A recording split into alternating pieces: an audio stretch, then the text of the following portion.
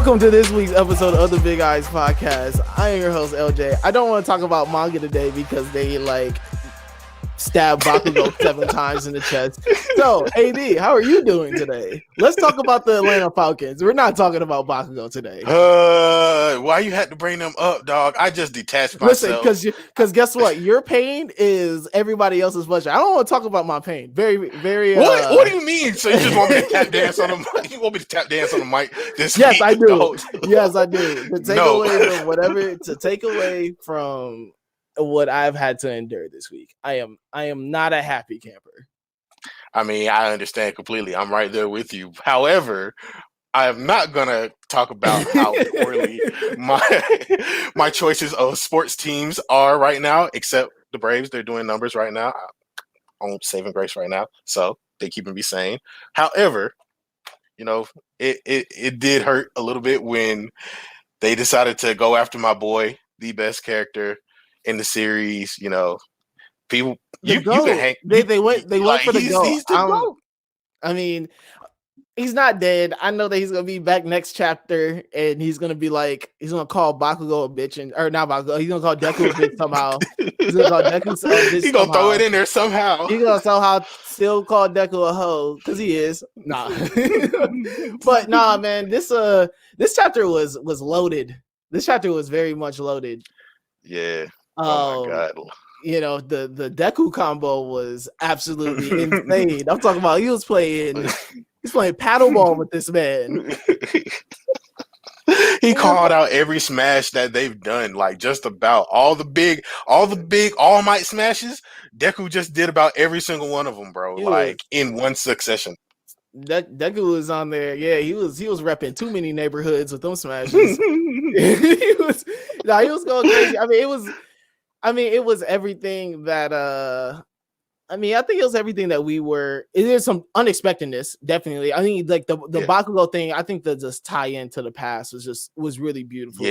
Yeah. Seeing him, the recall of really what started all of this. This is the moment that really started everything, and just to see Bakugo kind of make that come full circle, see his growth as a character, because they've been hinting at it a lot. In the last couple chapters, and they talk about Bakugo has really been looking out for Deku. He's been looking out for his secret. He's really been holding it down, bro. He's been the most solid friend Deku got.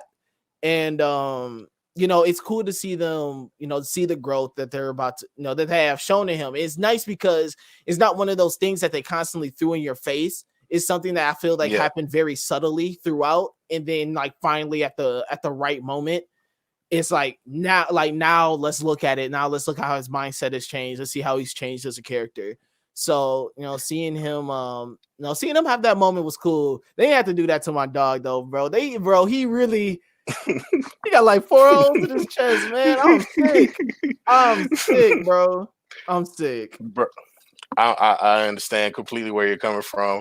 The one thing about it that made it beautiful for me is him trading places with Deku, because you remember way back in the beginning when Bakugo was getting attacked by the slime guy, and All Might was like, I'm not fast enough, but then you see Deku just jump in there. He's like, my body just acted on its own. And here we have Bakugo do the same thing. When he pushed Deku out the way, he was just somehow, some way, my body just moved on its own. And it's just great to see the parallels. In this instance, Bakugo kind of understands where Deku is coming from and why he kind of gets that love. And it's just I think from this point, I don't know what's going to happen, but I agree with you. He's going to find somehow, some way to call Deku a bitch and stand up. You got the symbol of peace in you now, so you need to do your jam job. But I want to see how this goes, bro. This is crazy. No, it really is. I think another cool moment too is, or what makes this moment so cool is not only does it tie a lot of things full circle, but it really solidifies that Bakugo wants to be the number one hero just as much as Deku. Yeah. I think that Deku's story, obviously, he becomes the number one hero. They tell us this in the beginning of the series. Yeah. But Bakugo he wants it just as much though, and he's gonna go just as hard as it. And and they talk about just what really sets heroes apart from everybody else is that their body acts before their mind can think. You know, and Bakugo having his moment during the biggest battle, you know, second biggest battle. Nah, biggest battle. This is the biggest battle. Yeah, this is the biggest battle. This is bigger than All for One versus One for All? Yeah, this is bigger than that. All for One versus One for All wasn't on like this devastational like type of deal. Bro, what are you talking about? They destroyed the whole city. Like half of the city. But like they had already evacuated because you know All Might and them were trying to find Bakugo to begin with, and sure everybody evacuated. I don't know, bro. I'm saying like they prepared. They look like they don't treat their poor people right. I'm just saying they had a little more preparation in this. Like the fact there's niggas left behind. Hashtag GMAX still coming, and that man was supposed to be put down like 7 chapters ago, and somehow, some way, he's still charging through like 8, 9, 10 cities. So like, yeah, bro, I think this is a whole lot bigger than that. Yeah, man. I don't know, man. I mean, this is a really big battle. This is a really big. I mean, I guess like I think only because it hasn't been animated yet. Yeah. I think what makes a One for All versus All for One bigger, like the All Might versus All for One battle, is that it was really a one-on-one battle. You know what I mean? Like it wasn't like, you know, they're kind of jumping Shiggy right now. Like it's really like a 4-on-1, and he's handling them. He's handling them pretty serious. I mean, but that's what I'm saying. More. Like Azawa done lost a leg. That man Endeavor just caught a couple you know, got stabbed up, sliced up. They turned my man. They turned Endeavor into Paul Pierce. I can't do that. He better than Paul Pierce, bro. Oh, he's better than Paul Pierce. Doesn't change the fact that they turned him into him and sliced that man up. Yeah, man. I don't know. I think that the All Might versus All for One battle is bigger off the simple fact that it was a legit one-on-one battle. You know, and there, it was just like you said, just one-on-one. It's just them. There's no really outside interference. And you see that, with this battle, I feel this is like the first time we see them at their powers. I feel that this battle is really like you said, like we said before, this is like I feel this is just what a taste to the main course. I mean, like I feel they're just trying to show us like, yo, like they finna get busy once they finally master their powers. Yeah, but I still think like right now, I mean, and they also when we see it animated, I feel like my whole perspective on this will change. But right now I still see All Might versus All for One is the biggest battle so far. This is number 2, a very close number 2. I mean, I understand where you're coming from. I don't think I have to disagree with that, just because it's just like, while it's still one-on-one, like it's like the remnants of, past it. That All Might is the only person who could at that point be All for One, because they had already fought before. And this man barely got away. Like now he's only down to what, like 2 minutes of being in his buff state. Like, come on now. Like that shows that they were already doing this for a long time, and that's just like the weather, like that's just remnants of their old past or whatever. So now, because we're having this, this battle right here, where we're seeing the future of the hero villain society take place, it's a little bit bigger, and in the scale of where everything is happening, like we've had so many people die, we've had so many people like get into these accidents, or they're not coming out unscathed, to say the least. Like, so it's just like there's a whole lot more to this battle. There's a lot more stakes that came into play. So dog, I really want to see. I think like that whole passing you're talking about, I think that whole that was supposed to be them really burying the hatchet right there. I mean, in reality, they really didn't. They done passed on their powers, and this is like a whole new generation. But like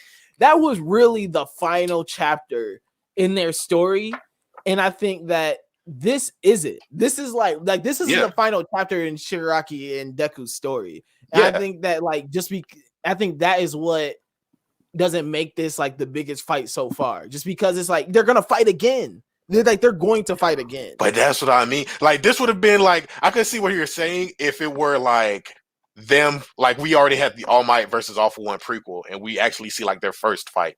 I would agree with you on that point because I could see like we have some unfinished business, but even then, I would think that fight would be bigger than this one because they were already weakened. That's why I'm saying like this. Oh, because they're in a weakened state that they could, but that makes it better. That really like lets you know, like, yo, there's no more after this. Like, there's no more after this. Like, both of these guys are at the end of their rope. They're about to finally give it their all. And like, whatever happens, like, it was really one of those, if he dies type moments. And like, with this, that's what I'm saying. To me, it's like, see, I still don't think that's like, in the terms of a story, that's like the first biggest moment. I can see that point, but this is like the turning point, dog. This is what makes this bigger because we don't have an All Might no more, and we got this so much devastation. So that's what makes this so much bigger, bro. Like, I see what you're saying, but like, I built this is a setup. This is like a nasty All-Star game alley-oop, and he like throws it behind the back. This is the throw behind the back. I feel that final battle is gonna be like whoever catches that, whoever catches it and just does something nasty with it. That's how I'm seeing this. But like, I mean, I agree with you. But that doesn't. I feel like this is bigger than that. I feel like this is like the All Might versus All For One. That was like the first quarter buzzer beater, bro. Like just the old heads, just like warming up. Man, no, like that's how it's not. I don't see it like that though, bro. Because like, bro, you're not gonna really. You're not gonna see them ever again. You're not gonna see All Might, like in his form ever again. But that's what I'm saying. You're not gonna see All For One, but like that's what makes it such a big moment. Is that it's such a conclusion. It's such a conclusion to everything that's going on right now. I see what you're saying. I feel like they still gonna somehow tie it into like the future narrative because they're both still technically alive anyway. So like, it's not like they might not see on the battlefield. They might do something crazy. That boy All Might on borrowed time. He is. He on borrowed time. Like I told you, bro. He be gone soon. But man, let's get into the manga of the month because to be honest, I really did not. We have a special guest here today. We have a very special guest here today. Man. Hey, listen. What Mills say? The platinum Chanel boy himself. What's going on, man? What's going on? The flamboyant. The flamboyant one. The flamboyant one. The Phantom Troop, bro. Jeff, what's good, bro? What's up, bro? What's going on, guys? Man, you saved me. I had to talk about Bakugo, and I didn't want to. Why? What happened? Man, listen, he got turned to chop suey this last chapter. Yeah. I seen that. I mean, hey, dude. At the end of the day, you really been holding it down when it comes to Bakugo. Thank you, Jeff. You really have. Jeff. I ain't gonna lie. You were the one that kind of like, because even for me, like just his character overall, he's not my cup of tea. Like, there's just a lot of the times he just annoys me. But hearing things about the manga and reading the manga, at least I see the growth. You know what I'm saying? Like, I understand everything you were saying now. So yeah, it makes perfect sense, man. My guy, listen, man, we Bakugo Hive over here. I convert everybody. I'm all in. Yeah, I'm all in. Listen. Who else needs to be converted? That's what I know. Come to the Bakugo Hive podcast, and we will convert you over here. But man, today we got Jeff here, and we're here to talk. We're here to talk Pokemon business. Yeah. Some of my most favorite things, even as a 30-year-old man. I came up on this shit, so for me, it was just something I always told myself I would just never let go. You know what I mean? Like, it's fun. It's a good time. So going into like, obviously I wasn't into the manga when I was younger. Because Pokemon at that time is just like, the anime and the cards and the games. And that's really, I wasn't even thinking about the manga as a 8-year-old, 9-year-old. So I got to explore that later, It's crazy to think like the manga is, for me personally, and I'm about to drop a wild take. We've had this conversation. I know what you're about to say. We had this conversation like a year ago. Did we? Dude, we spoke about this manga and like, I feel like it's the true gold of Pokemon. It's so good, and it feels authentic, and it feels like it feels a tad bit more adult. Like I'm into it more because it's not. I mean, it still has those things that you just like about, you know, Pokemon itself, like the general aesthetic. But this shit is more real. It's like it's more gritty. You know, it's like, oh, this is how it would actually be if I was in this world. You know what I'm saying? So for real, there is definitely that sense of this was kind of what society would look like if Pokemon were real. I feel like, you know what I'm saying? If Pokemon were real and like things were happening, like this is all I'm saying. Nah, it's a true goal, and I think when you combine the manga, the TV show. I've been watching the Netflix one. That's one is actually really it's good. Clean. Yeah, it's really nice. I enjoy it. And in the games, Pokemon really might be the single greatest like entertainment. Ever. I think it is. I think it actually is. Or it's like top three. It's too much. It's just too much. It's a lifestyle. It's a brand. It's not just like a video game or a card game, you know, or an anime or whatever. Like it's really a lifestyle, you know. And again, this is why I told y'all before, like I just can't let it down. I can't put it down. Even I've been through the bad games, the good games, you know, all that stuff, and I've dealt with it, and I always came back a fairly happy customer, you know. So yeah, man, Pokemon, I'm throwing down with whatever. So you guys want me to come talk about the manga and like the impact that I think it should have had? I'm all in, you know. Oh yeah, definitely. I'm not gonna hold you. I spent like the last few weeks because we did the poll that way and we got gold and silver. I actually ended up spending my time reading through red, blue, and the yellow part. So I was just like, bro, because I felt like it was some continuity that was going to be there, and it was. But it's also like it drew me in a little bit more because I grew up on the games, you know, like everybody else pretty much. So it's just like, you know, but with this, it felt like a more, like you guys said, like a more realistic. It's like what the world would be if we had Pokemon in it, and it's just like we have all of these different characters. They have their different beginnings, and you have like Professor Oak just like going around, just like saying, "Hey, bro, you love Pokemon, or I see a characteristic in you that like qualifies you as a Pokemon trainer," or like the idea of somebody who's getting involved in stuff. And it's just like, you know, Oak was actually like the dopest character in the manga. Like also like in the anime, it's like, but like you get to see the more background of Oak and like the fact that he was once a Pokemon champion and now he's just dedicating his life to like expanding the knowledge. It's like really dope to see, like, as far as the manga is concerned, how these characters that we see in the games and like other forms of media get spun off into this type of take. And I really enjoyed that. Absolutely. Like the first time I bought one, I had to go into Barnes and Noble in the children's section. You know, like where they got like the trains on the floor and like that's where they work. All right, like I need y'all to know that. Like when I bought Pokemon Adventures, I bought like the first 3 volumes of the original, and I had to go in this kids section to do it, and it was just so weird to me because going home and then reading it, I realized that it probably shouldn't have been in the kids section. Like, oh no, this is definitely not a kid. It's considered like this is like Viz Media Children's, like technically.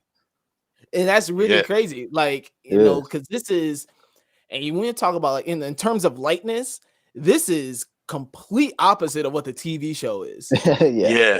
Complete opposite. Like the TV show is very like lighthearted. It's very, you know, like I have no issue, you know, letting my kid watch it. You know, like when you read, you know, you read the manga, you're like, dang, like, yeah, I enjoyed this story. AD, you brought something up way earlier about the like the continuing story going throughout. So you do see like red, blue, yellow, they reappear, which is really cool because they reappear in a story that still feels new. You know what I mean? Like they don't just pop up and, you know, it feels like their story is just continuing, but they're more they pop up in a way of like their story is still continuing, but it doesn't take over the main storyline. Right. And just how they tie in all these different stories together, especially right at the end with the final battle, was, you know, it was just an amazing like feat. And once again, it just really speaks to the manga. Like the manga is really good. It's deep, man. It's deep. They give you real. They just give you real shit. You know? They do, man. Yeah. So like, what is some of y'all's favorite moments like throughout reading this? You know, one of my favorite storylines is the fact that we see Lieutenant Sarge, Sabrina, you know, we see them pull back up. Dude, that's probably mine, to be honest with you. Like, to me, that is like the ultimate, like it's just so good. Like, that's the type of shit you want to see animated. Hey, it's funny though. It's funny though, because they pull up in a way of like, who are these false claiming Team Rocket? Bro, they pulled up like, they're like, who's claiming the set, and they're not really from here. We the OGs, like you see that in the first part of Red and Blue. Like, they had their own sets inside of Team Rocket. So it's just like, bro, like, who y'all claiming Team Rocket? We know we disbanded. Y'all, who running y'all right now? Because it ain't Giovanni. Who really trying to rep the set? So it's just crazy to see them pull back up. I enjoyed that part. Yeah, that's definitely like it's a highlight. It's an absolute highlight for sure. Yeah, man. Jeff, you were bringing up about this being animated. Do you think this works? Do you think this works now? Oh man, I feel like if it would ever work, now is definitely the perfect time. I think now, mostly because of, you know, look at where it was then when it came out and when it was a true phenomenon here in the United States. Because obviously, you know, the rest of the world, Japan was already rocking and knew what it was obviously before we got it. But when we got it, not trying to take like credit for the success, but like it's a big, when things go, you know, things come to our country and our region and it becomes a phenomenon, you know, it does help the brand overall because, you know, Americans, we spend money, man. You know, we go crazy for shit like that. So coming up in the 90s, this, you know, being the tail end of the 90s, man, it was such a big deal. But those kids like me, I'm 30 years old now. So you can't tell me that you can't give us a proper, I'm not saying you got to go, I don't need to see blood and whatnot, but, you know, they can give us a proper anime where it truly makes sense and it's just more adult for, you know, the ones that grew up on it. I think there's nothing wrong with that, and I don't think it would mess up their brand because it would probably be only exclusive to you know, a specific, you know, I mean, I'm sure a 7-year-old can't necessarily get a password and email to Crunchyroll, you know. I mean, I'm sure it can happen, but like you gotta jump through some loops to watch this, and that's okay. So I want to see it one day. I hope that they definitely can give us a more serious Pokemon. I'm not talking about like a mini series because we've gotten those. Like the Pokemon generation is kind of like, you know, I don't know if you guys saw, but it's more physical. Like you can see that like the battles feel like they're actually fighting. Yeah, Origins, you know. But I want a true anime that is just, you know, no Ash. It can be just based off the manga, straight up. I don't understand what they're waiting on, to be honest with you. You know? Yeah. Nah, I fully agree. Go ahead, D. No, I was gonna agree too, because like this is like the perfect time. I think we've reached a point where, especially, I think they've also reached a point where they're starting to tell more compelling stories in even the games. Like you had the games way back in the day, they didn't really tell too much, and you couldn't really have like expressive characters, so they had to make them like have certain dialogue to like, you know, give them a more pop. And they even said that. But now we're telling stories of like depression. How do you become a better trainer? If you fail in this line of work, what can you do? And you can become a researcher, a professor. You know, you can do many different things in Pokemon, and they tell that in the games, and they tell that sometimes in the anime sometimes. But like, I think with the manga, they can go full in because they've already set themselves up to do that in this way. So like, I think that would be good to go up, follow the manga. Nah, yeah, for real. I agree with that. I think right now it would. I think they tried it with what was the YouTube series? I'll keep wanting to say Twilight for some reason. It's Twilight Wings. Yeah, Twilight Wings. Yeah, Twilight Wings. Yeah, like I feel they tried to do something different with that. But those are still like little mini series. Yeah, like, you know what I'm saying? Like I need more depth. You know? No, yeah, I agree with that. Like we need more depth to it. I think that's them testing the waters. If they ever hit us with a surprise one, I would love it. Oh man, it would just be so dope if they decided to push that envelope and like really just take the manga and animate it, like, and just put it on exclusive areas. Oh yeah, I agree with you too of just like not having Ash involved, like actually using 3 truly different characters that have an actual storyline. Like I feel that especially when you watch the show, is very much caught up on Ash is just trying to be his good trainer and that's it, and there's not like really a bigger thing happening. He battles Team Rocket, he does these little things, but overall he's just trying to be a Pokemon master. When you read the manga though, like we said, it feels so much like a true story, like a true Pokemon story. You're seeing all these things. One thing I love about Silver and Crystal is that the role legendary Pokemons play throughout this whole series. Yes, that's one of my favorite part, because it, in the show, when you learn about these mystical Pokemon, they seem so these things that end up like rarely pop up, but in this story, they're actually having like battles with trainers. You know what I'm saying? And they're actually getting beat. Like they're actually taking damage.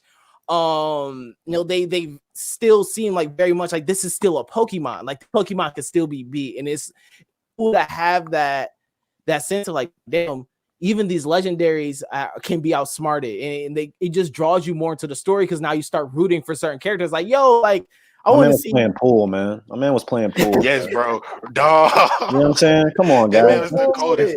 That's the conversation right there. He was playing pool, bro. He was playing pool with it, bro. And like all of them had their own little secret little knacks. Crystal, hey, we Crystal Hive over here. Legs. Crystal's fire, bro. She would win.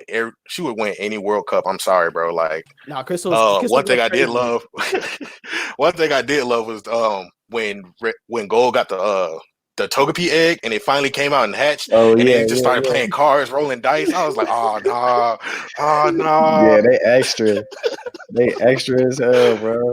Hey, this boy Gold was a pool shark. He went down there. He really was, bro.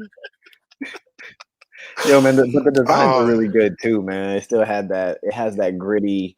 Like, I don't know if you guys remember. Again, I feel like I'm much older than y'all, but like in general, it's like the old books that came with the games were just like, original art. And shit. That's one of the reasons I'm so attracted to the anime or the manga as well, because it has that old gritty look. Like the Pokemon don't necessarily look how they do, to the world, meaning like the video games, the anime. Like these Pokemon are drawn in a much more. It's just fluent. It's more clean, kind of gritty. You know what I'm saying? Yeah. Nah, I agree with the art style. I truly enjoy it. Like you say, it's the grittiness of it, because it's still that like slight grittiness. I don't know. It's that, I don't know. That's like partially on the top. I don't know. Like, because like you said, the characters still look the same, and since they look very kiddish. Yeah. It has a certain like a charm to it. Like it's definitely not like any other style of Pokemon for real. It's like its own. It just looks like an anime, but it still looks like Pokemon. Right. It looks like what we would want Pokemon to look like if they made it, for everyone, literally, not just like everyone between the age of 14 and younger. Yeah. No, for real.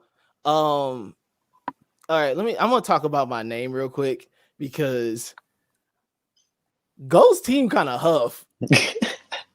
I mean, hold on. I'm about to pull up the teams, man. We gotta pull up the teams. We gotta pull up the teams, because Crystal's team might be the hardest. Crystal team hard. Crystal team hard, and Silver team hard. I ain't gonna. Silver's Silver's too water based though. It is too water based. When he pulled out the Tyranitar, bro, I was like, oh no, bro. Tyranitar is like one of my top favorite Pokemon. He pulled out the Tyranitar, it was over with for me. Like, listen, all right. bro. And he got the Ursa ring. Listen, bro. Do you got it up, Jeff? Crystal had the Arcanine. She had the Parasect. Yeah. The Hitmon. She had a Hitmonlee? Hitmonchan. She had a Hitmonchan. That's right. What else did she have? She had Mr. Mime. I think she gave away her Blissey. She gave away some shit though. Or she let people borrow some shit though. That's a little later. So this boy Silver had Weevil, he had Kingdra. Okay. He had Honchkrow. Okay. He had Feraligatr. Yeah. Or Feraligatr, and he had the Gyarados, but he had the shiny joint. He had the red joint. That's pretty top notch, man. But it's like that is a lot of water Pokemon. It absolutely is. He has flaws. He has flaws. He can get smoked. And like he has a weakness. He's a very good Pokemon, trainer. Though. They're dope Pokemon, but yeah, I think he has the coolest looking team. Out of all the teams, he has the coolest looking team. All right, let's see. I'm looking at golds right now. This man has a Typhlosion. Oh, I like that. Ambipom. But that might be his only joint. Ambipom kind of cold. Ambipom's okay, I guess. His Apom was cold. Bro. Like, he has Politoed, Sudowoodo. I could rock with that. I don't like Sudowoodo. He's one of my least favorite Pokemon. Yeah, I don't have to go with you on that. He has a Sunflora. Sunflora is actually not bad. Sunflora's fire. He got a Togekiss now from the Togepi. he got a Kingdra, right? You got Kingdra? No, that's the other. That's Silver. No, he got Kingdra. He got Kingdra too. Oh, he do have. Okay, he got Kingdra as well.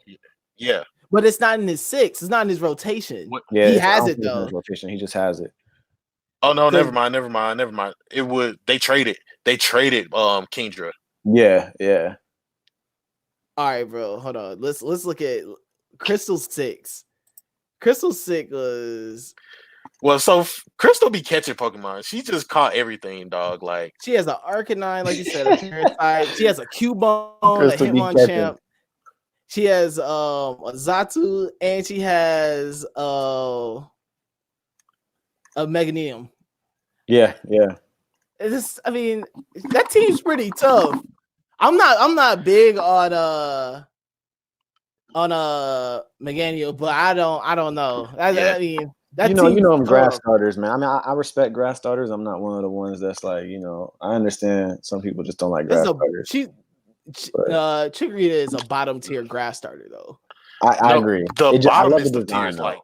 I love the design, though. Design's tough. Yeah, design's tough. Yeah.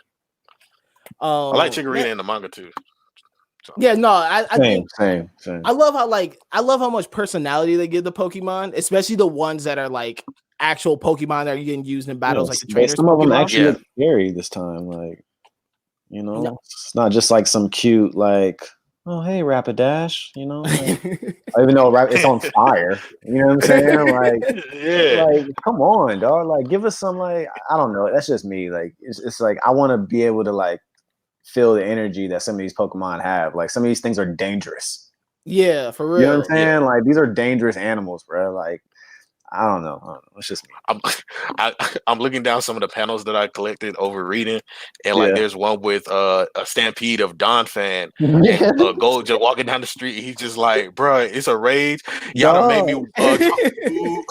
That's real shit. That's what we want. That's what we want from it, man. That's it. Nah, I love how like even the trainers, like how they give their own Pokemon nicknames and all that, because it feels like when you say it feels very personal. It feels very connected to the story. You start like to connect with the trainer. Absolutely. You start to connect with the Pokemon in different ways that they go through their own little battles, but they give them at least some type of personality and they let it shine throughout the story. Right. Like when you watch the anime, like you said, like the Pokemon, they're cute, they do cute things, but you're not really, I mean, like you're not really in a sense like giving that Pokemon like to add to the story. Is just more there as a, you're more focused on the trainer than the actual Pokemon. Right. Like, and here it feels so well balanced of you care about the Pokemon, like the Pokemon has their own motive, especially when you like the legendary beast get released, and just seeing the motive of each of them trying to find a trainer so they can,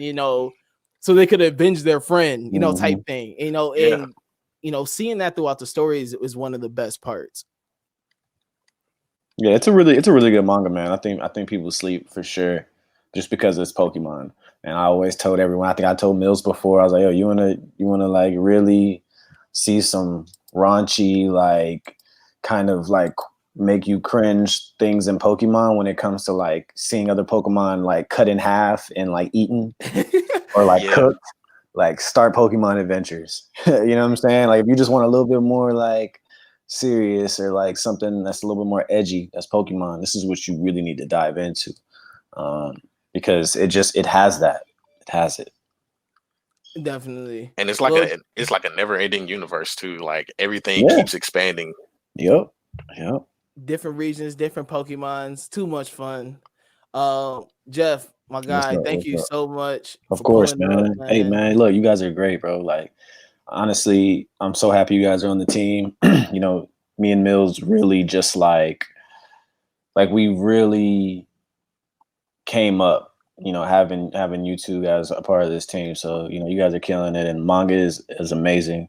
And I say it always, like, you know, grown black men handling their business, talking about anime and or mangas in any type of form is great. So yeah, man, you know, I'm coming back whenever, to be honest, you know. But you know, we talking about Pokemon, like I told LJ like maybe like 6 months ago, I was like, yo, eventually we gotta do something on Pokemon on Big Eyes. Man, and we finally here, man. Pokemon Gold and Silver. You know, shout out to everyone who voted. It was once again, it was a tight race. Like this won by like 2 votes. So you know, it really lets people know, like, people really mess with Pokemon Adventures. Adventures, the first chapters, I mean the first books, man, those are tough. Those are tough as well. That red blue shit is hard. So yeah, for real. I'll come back whenever, man. Y'all know it ain't just gotta be. I'm about to start because you know what I haven't started yet, which is like I've been waiting to come on this show to even tell y'all, because basically to me, like, just from watching it on the outside in, like, the Spy Family. Listen, bro, yes, we hear. I was listening to y'all. I don't know. I'm about to dive into it. We hear. Let's go. I feel like this is probably, like, from an art standpoint, because all I've seen is mainly art, and then what y'all tell me, but it looks superior. You know what I'm saying? So yeah, I gotta dive into that. Plus, Mills is really on my ass about getting caught up on My Hero. So those are like the things that I'm about to focus on. So, but yeah, you guys are doing great. So, you know, Big Eyes, look out forever. Thank you guys for having me. You know, appreciate you, bro. Thank you, bro. Man, yeah, this is the Manga of the Month episode. We made it through. Hey. I don't know how this is gonna sound. I'm gonna be really honest with y'all, brother. The technical difficulties on this show was absolutely insane. But these things happen, man. It happens, man. It happens. I can't lie, man. It happens. Ooh. But you know, we made it through. It was just fun talking about Pokemon, man. Pokemon Gold and Silver was a very fun read. I mean, all of us we praise it. It gets the Big Eyes stamp of approval. Yes, sir. You know what I mean? So yeah, thank you guys, and we will have. Damn, it's October already. God, yeah, we there. Damn, yeah, that is crazy. Listen, but you know, this is a spooky month. Spooky month. It's a spooky month. So spooky hours are upon us. So man, look out for the next Big Eyes podcast, Manga of the Month poll, where me and AD will be doing all horror. So this is gonna be fun. Yeah, that's gonna be fire. Hey, listen, if I'm gonna give up one of the options now, but if Tokyo Ghoul wins, y'all better expect Jeff to be on the. That's probably my vote, to be honest with you. It's. I know it's gonna be your vote. We're only gonna read. Hey, I don't. You know who else likes Tokyo Ghoul? Who? You can try to see. You can do your best to see if he'll read it. I'm not sure, but I got J5 into Tokyo Ghoul, the anime. Oh, a few years ago, straight up, a few years ago. He ended up really, really enjoying a lot of it. So it you know, the anime, I'm sure we can talk about that on the time. It fell off, but 2 seasons. I know. But like those first 2 seasons are crazy. Like, so anyway. Goat status. Yeah, it's crazy. So, you know, I'm just saying, I don't know if he'll read it, but you could definitely holler at him, because now I'm obviously I would love to come talk about it. So that could be my vote, but I gotta see the rest of the options. So, you know. Yeah, it's gonna be fun. I mean, we gonna go all horror, and we're gonna do some fun things throughout. AD hooked it up. You already know. I got it. Yeah, listen, AD hooked it up. So we're gonna have some fun things throughout the month. I love October. I love Halloween. I love horror, anything. Yeah. So, you know, we here. But nah, man, Jeff, once again, the Platinum Shamel boy himself. Yes, sir. Thank you for pulling up. AD, what we tell the folks? Read more manga, watch more anime, drink more water, play all the Pokemon games. Play them all, catch them all. Gotta catch them all. Got it.